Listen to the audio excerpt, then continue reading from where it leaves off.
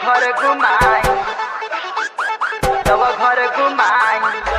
बोली बोली देवघर वाले बाबा की।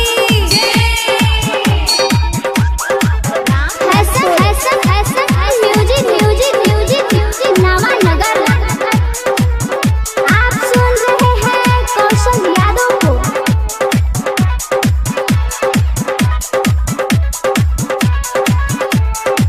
चली न बोला बमा हमके घुमाई, बोले शंभु के दर्शन कराई। ऐसे न हमें फुसुलाई, राजा जी सुनी तब घर घुमाई। शिव के दर्शन कराई, राजा जी सुनी देव घर घुमाई। चली न बोला बमा हमके घुमाई, बोले शंभु के दर्शन कराई। ऐसे न हमें फुसुलाई, राजा जी सुनी तब घर घुमाई। शिव के दर्शन कराई, राजा जी सुनी तब घर घुमाई। तब घर घुमाई, तब घर घुमाई। बोली बोली बैजूनाथ बाबा की। ज्योति प्रकाश। बोली बोली अरे राजू वाले बाबा की। जाई बाजारे से कांवर ले आई, चौली के देव घर चलवा चढ़ाई। चौली के देव घर चलवा चढ़ाई। जाई बाजारे से कांवर ले आई, चौली के देव घर चलवा चढ़ाई। लेके गंगा जलो चलो पगलो, हकी नहारी राजा हमारा बोलो। नहीं बदनी अपनी राजा जी सुनी तब घर घुमाई। शिव के दर्शन कराई, राजा जी सुनी तब घर घुमाई। तब घर घुमाई, तब घर घुमाई। बोले बोले हरिहरनाथ बाबा की।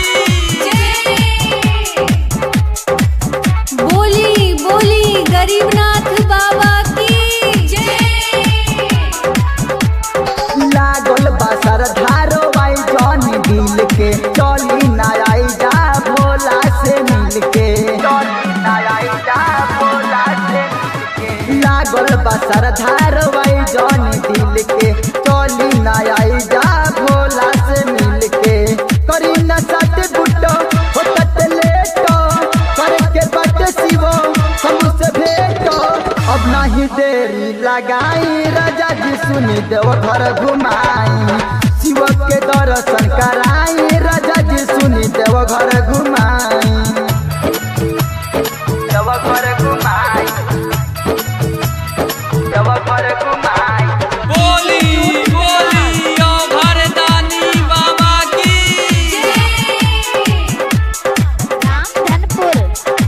बोली बोली भूतनाथ बाबा की। कौशल बलमुआ बायत में निहोरा, सावन में श्रद्धा पुरा दी मोरा। सावन में श्रद्धा पुरा दी मोरा। कौशल बलमुआ बायत में निहोरा, सावन में श्रद्धा पुरा दी मोरा। मनी न बात राजा जगत शोभ, गरबा कलोरिया में रंगाई अब। महेंद्र सने ही जनरवाई, मंगल जी सुनी देव घर घुमाई। शिव के दर्शन कराई, राजा जी सुनी देव घर घुमाई। चली न बोलो बम हमके घुमाई, बोले शिव शंभु के दर्शन कराई। ऐसे न हमें फुसुलाई, राजा जी सुनी देव घर घुमाई।